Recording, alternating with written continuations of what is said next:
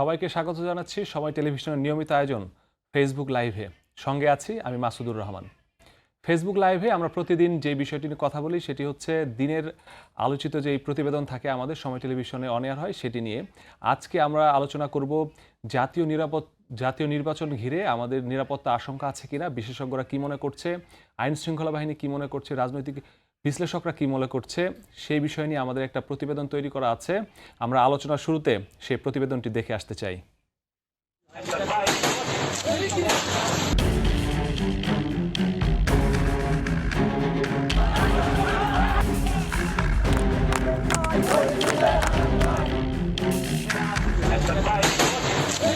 নগরীর খন্দকার পাড়ায় চট্টগ্রাম ৮ আসনে বিএনপি মনোনীত প্রার্থী এরশাদুল্লাহর গণসংযোগে বুধবার হঠাৎ গুলি চালায় দুর্বৃত্তরা। এ সময় নিহত হন সারোয়ার হোসেন ওরফে বাবলা।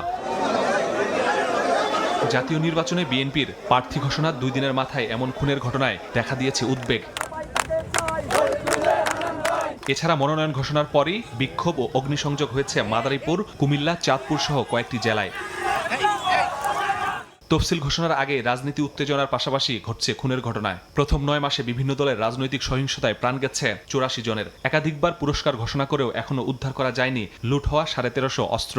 কার্যক্রম নিষিদ্ধ আওয়ামী লীগ ও এর অঙ্গ সংগঠনের ঝটিকা মিছিল ও ককটেল বিস্ফোরণ সহ আইন শৃঙ্খলা পরিস্থিতি অবনতির চেষ্টা তো আছেই। এমন পরিস্থিতিতে জাতীয় নির্বাচন ঘিরে দেশের আইন শৃঙ্খলা পরিস্থিতি নিয়ে শঙ্কা জানিয়েছে বিশ্লেষকরা। তারা বলছেন, চট্টগ্রামের ঘটনা খুবই উদ্বেগজনক। রাজনৈতিক দলগুলো নিজেদের অভ্যন্তরীণ কোন্দল নিরসন করতে না পারলে নির্বাচনের আগে পরিস্থিতি আরও খারাপ হওয়ার শঙ্কা তাদের। এটা মাথায় রাখতে হবে যে এই ঘটনাগুলো ঘটার সম্ভাবনা এই ইলেকশনে বিশেষ করে বেশি থাকবে।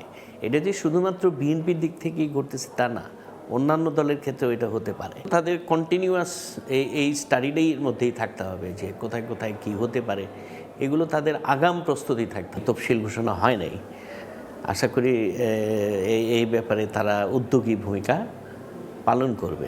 অপরাধ বিশ্লেষকরা বলছেন, চট্টগ্রামের ঘটনায় অন্য প্রার্থী, কর্মী সমর্থক ও ভোটারদের মধ্যেও ভয় ধরাতে পারে, যা অংশগ্রহণমূলক নির্বাচনের পথে বাধা হতে পারে। যে সমস্ত আসনগুলোতে অতীতের নির্বাচনগুলোতে সংঘাত সহিংসতা হয়েছে কিংবা প্রার্থী, কর্মী, সমর্থকরা নানা ধরনের আক্রমণের মুখে পড়েছেন, কিংবা যে সমস্ত এই 5ই আগস্টের পরে যে এলাকাগুলোতে অপরাধ প্রবণতা সবচেয়ে বেশি হয়েছে, সেই এলাকাগুলোকে আলাদাভাবে চিহ্নিত করে নির্বাচন কমিশনের যে পরামর্শ বা তাদের সাথে আলোচনা করে আইন শৃঙ্খলা বাহিনী আলাদা করে ব্যবস্থা নিতে পারে, আলাদা করে সতর্ক অবস্থানে থাকা।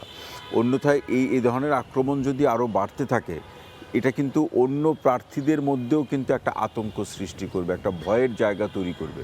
এখন যারা নির্বাচনে প্রার্থী হচ্ছেন বা হবেন, তাদের মধ্যে যদি ভয় থাকে, তাদের মধ্যে যদি একটি তিনি গণসংযোগে বের হলে অথবা প্রচারণায় বের হলে তিনি কোনো আক্রমণের মুখোমুখি হতে পারেন, আহত নিহত হওয়ার ঘটনা যদি তাদেরকে প্রভাবিত করে, তখন এই নির্বাচন অংশগ্রহণমূলক হওয়ার যে বৈশিষ্ট্য, যে একটি নির্বাচন অংশগ্রহণমূলক হোক, এটা আমরা চাই। তো সেই বৈশিষ্ট্য তো নির্বাচন তো পিছিয়ে পড়বে।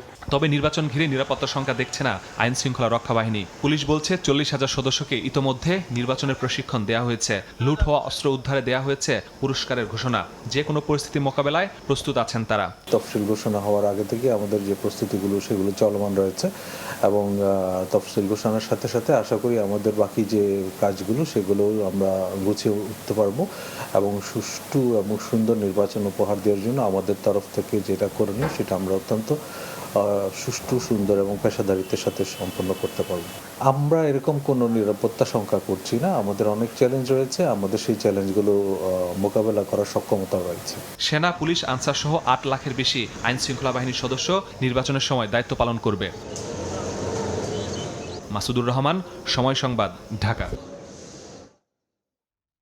প্রতিবেদনে নিরাপত্তা বিশ্লেষক এবং রাজনৈতিক বিশ্লেষক দুজনের কথা আমরা শুনলাম। তারা যেটি বলার চেষ্টা করলেন যে যেহেতু নির্বাচনের আগে তফসিল ঘোষণা হওয়ার পরপরই ঢাকাসহ দেশের বিভিন্ন জায়গায় যারা মনোনয়ন পায়নি, যেহেতু বড় রাজনৈতিক দল বিএনপি তারাই প্রথম তাদের বেশিরভাগ আসনের প্রার্থী ঘোষণা করেছে, বাকিরাও আস্তে আস্তে ঘোষণা করছে বা অনেকে মৌখিকভাবে জানানো হয়েছে।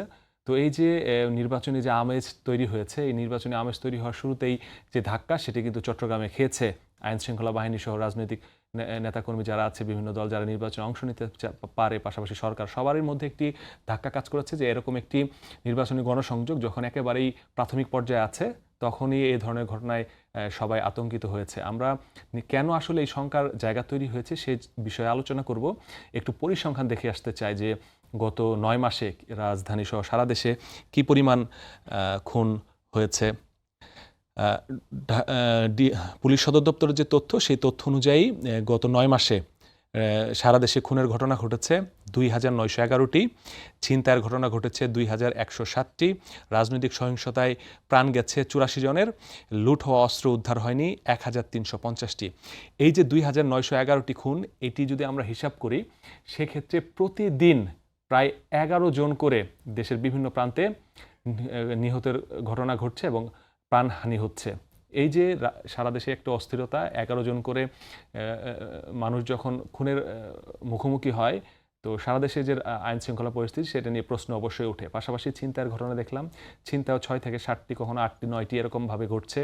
মাসে এরকম 2 থেকে 250 ছিনতাইয়ের ঘটনা ঘটছে সারা দেশে। এবং যেই রাজনৈতিক সহিংসতা যে 84 জন মারা গেছে, এর বেশিরভাগের অর্ধেকেরও বেশি আসলে বিএনপির যে অন্তর্কন্দল, বিএনপির যেই নিজেদের মধ্যে যে রাজনৈতিক কন্দল, সেটিতেই প্রাণ গেছে। যে কারণে রাজনৈতিক বিশ্লেষকরাও বারবারই বিএনপির দিকে ইঙ্গিত করেছে যে তাদের মনোনয়ন দেওয়ার আগে তাদের আরও বেশি চিন্তাভাবনা করার দরকার ছিল এবং অন্তর যে কন্দল ছিল সেগুলো মিটিয়ে নেওয়ার দরকার ছিল। তবে এখনও সময় শেষ হয়ে যায়নি। তফসিল ঘোষণার আগে যেই সকল আসনগুলোতে এ ধরনের অন্তর্কন্দল রয়েছে, যারা এখনও প্রার্থী হিসেবে হতে চায় বা এখনও আসনগুলো ফাঁকা রাখা হয়েছে, সেই জায়গাগুলোতে যাতে তাদের ভেতরে যে অভ্যন্তরীণ কন্দল সেটি যদি তারা মিটিয়ে উঠতে পারে। এবং রাজনৈতিক বিশ্লেষকরা আশা করছে তফসিল ঘোষণার এখনও সময় আছে এবং নির্বাচনেরও সময় আছে। এখন পর্যন্ত যদি তারা প্রতিনিয়ত যেই জায়গাগুলোতে ঘটনাগুলো ঘটছে সেগুলোর পুনরাবৃত্তি যাতে না হয় সে ধরনের পদক্ষেপ তারা গ্রহণ করে, তাহলে কিন্তু তাদের মধ্যে যেই সমস্যাটি এখন আশঙ্কা করা হচ্ছে সেটি হয়তো বা কাটিয়ে উঠতে পারে।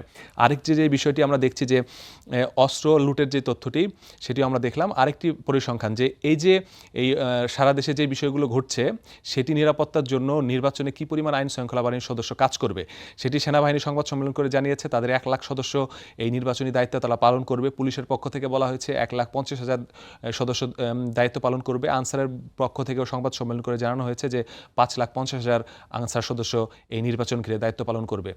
পুলিশের পক্ষ থেকে যেটি বলা হয়েছে, তারা যেই কেন্দ্রগুলো নির্বাচন কমিশনের পক্ষ থেকে ঘোষণা করা হয়েছে সেই কেন্দ্রগুলোতে তারা বারবারও যাবেন এবং যাওয়ার পরবর্তীতে কোন কোন কেন্দ্রগুলো ঝুঁকিপূর্ণ, সেই ঝুঁকিপূর্ণ কেন্দ্রগুলোতে তাদের যে সদস্য সংখ্যা সেটি তারা বাড়াবেন এবং আনসার যে সদস্য সংখ্যা তাদেরও সেই ঝুঁকিপূর্ণ কেন্দ্রগুলোতে তারা সদস্য সংখ্যা বেশি করবেন।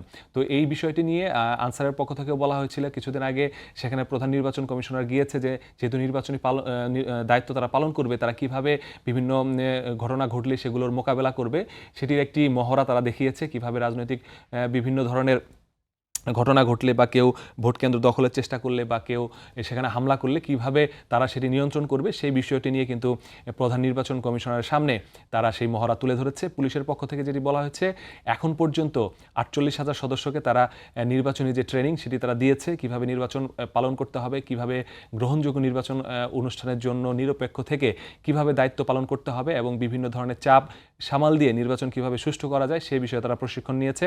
পাশাপাশি বাকি যে সদস্যগুলো রয়েছে তারাও সেই প্রশিক্ষণ নেওয়ার জন্য তারা প্রস্তুতি নিচ্ছে এবং পর্যায়ক্রমে তারা সেটি নিচ্ছে। পাশাপাশি তফসিল ঘোষণার আগে তাদের আইন শৃঙ্খলা পরিস্থিতি কেমন হবে বা তাদের নিরাপত্তা কিভাবে দিতে হবে, পাশাপাশি তফসিল ঘোষণার পরে কিভাবে নিরাপত্তা দিতে হবে, এই বিষয় নিয়ে পর্যায়ক্রমে তারা মিটিং করছে এবং যারা সদস্যরা দায়িত্ব পালন করবে তাদের বারবারও কিন্তু এই বিষয়গুলো তাদের কাছে ব্রিফ করছে। তবে এই যে আইন শৃঙ্খলা পরিস্থিতি, খুন বেড়ে যাওয়া, ছিনতাই বেড়ে যাওয়া, রাজনৈতিক সহিংসতা বেড়ে যাওয়া, এই কারণে কিন্তু আসলে নিরাপত্তা বিশ্লেষক এবং অপরাধ বিশ্লেষক এবং রাজনৈতিক বিশ্লেষকরা বলেছে যে অবশ্যই এই জায়গাগুলোতে আইন শৃঙ্খলা বাহিনীকে আরও সতর্ক হতে হবে। কারণ একজন প্রার্থী যখন নির্বাচনী প্রচারণায় যাবে তখন সেখানে যদি গুলির ঘটনা ঘটে, তার যদি জীবনহানির মতো পরিস্থিতি ঘটে সেখানে, এবং প্রার্থীও যদি চট্টগ্রামের ঘটনায় প্রার্থীর অবস্থা এখন আশঙ্কাজনক, তাকে ঢাকায় আনা হয়েছে, তো এই যে প্রার্থীদের মধ্যে যে এটি কিন্তু ভয় ঢুকে যাবে যে আমি যেহেতু একটি নির্বাচনী এলাকায় প্রচারণায় যাব, তখন যদি এরকম হামলা হয়, সন্ত্রাসীরা হামলা করে, তখন কিন্তু এ ধরনের বিপদ কিন্তু আসন্ন এবং তাদের মধ্যে ভয়ভীতি কাজ করবে।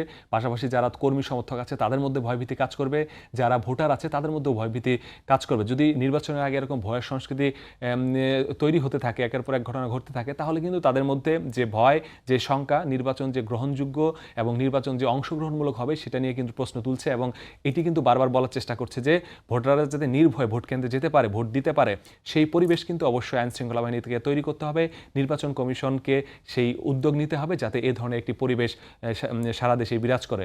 তো এই ঘটনাকে যাতে পুনরাবৃত্তি না হয়, পুলিশ এবং র্যাব আমরা দেখেছি আজকে সংবাদ সম্মেলন করে সেখানকার জড়িতদের গ্রেপ্তার করেছে।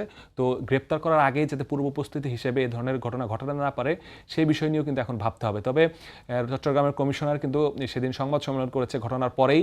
তিনি যেটি বলেছে যে এ ধরনের গণসংযোগের ক্ষেত্রে তাদের কাছে অনুমতি নেওয়া হয়নি, যে কারণে হুট করে সেখানে যাওয়ার কারণে পুলিশের পক্ষ থেকে সেখানে নিরাপত্তা দেওয়া সম্ভব হয়নি। তবে এখানে কিন্তু প্রার্থীদেরও এই দায়িত্বগুলো নিতে হবে যে তারা কোথায় যাচ্ছে, তাদেরকে যদি কোথাও অনিরাপদ মনে হয় অবশ্যই আইন শৃঙ্খলা বাহিনীর সহায়তা নিতে হবে এবং তাদেরকে আগে থেকে জানাতে হবে। এবং আইন শৃঙ্খলা বাহিনীর সদস্যরা যদি সেই জনসংযোগে তারা যদি আগে থেকে অবস্থান করতো তাহলে হয়তোবা এ ধরনের ঘটনা ঘটানোর ক্ষেত্রে সন্ত্রাসীরা আরও বারংবার চিন্তা করতো এবং এ ধরনের ঘটনা থেকে তারা সরে আসতো বা এ ধরনের ঘটনা যাতে পুনরাবৃত্তি না হয় সেটির একটি সমাধান হতে পারত। তো এখন যে পরিস্থিতি এখন দাঁড়িয়েছে, সরকারকে, নির্বাচন কমিশনকে, আইন শৃঙ্খলা বাহিনীকে সকলকেই সমন্বিতভাবে একটি দায়িত্ব পালন করতে হবে। কারণ দীর্ঘদিন পর যারা এখন এবার নির্বাচনে অংশগ্রহণ করবে তারা দীর্ঘদিন নির্বাচনের বাইরে ছিল, তাদের মধ্যে একটি নির্বাচনী আবেশ আছে এবং বারবার বলা হচ্ছে যে এবার যে রাতের ভোটের যে অভিযোগ, সেই অভিযোগ কাটিয়ে নির্বাচন কমিশন এবার একটি সুষ্ঠু, গ্রহণযোগ্য এবং ইতিহাসের সেরা নির্বাচন উপহার দিবে। সেই আশাটা, সেই বক্তব্য যখন তারা রাখছে তখন সেই ধরনের পরিবেশ তৈরি করার জন্য সকল পক্ষকে সমন্বিতভাবে কাজ করতে হবে। যদি সকল পক্ষ সমন্বিতভাবে কাজ করতে পারে তাহলেই সেই দিকে এগিয়ে যেতে পারবে। আর সামনে যে নির্বাচন আসছে সেই নির্বাচনে যে আশঙ্কা তৈরি হয়েছে সেই আশঙ্কা কেটে যাবে। তো আজকে নির্বাচন ঘিরে একের পর এক ঘটার কারণে নির্বাচন ঘিরে একটি আশঙ্কা তৈরি হয়েছিল এবং সেটি কিভাবে মোকাবেলা করবে আইন শৃঙ্খলা বাহিনী সেটিও তারা বলেছে এবং বিশ্লেষকরা পরামর্শ দিয়েছে যে কিভাবে এই সমস্যার সমাধান হতে পারে। তো আজকের আলোচনা এখানেই সমাপ্ত করছি। সামনে আবার নতুন কোনো বিষয় নিয়ে হাজির হব। সঙ্গে থাকুন সময়ের।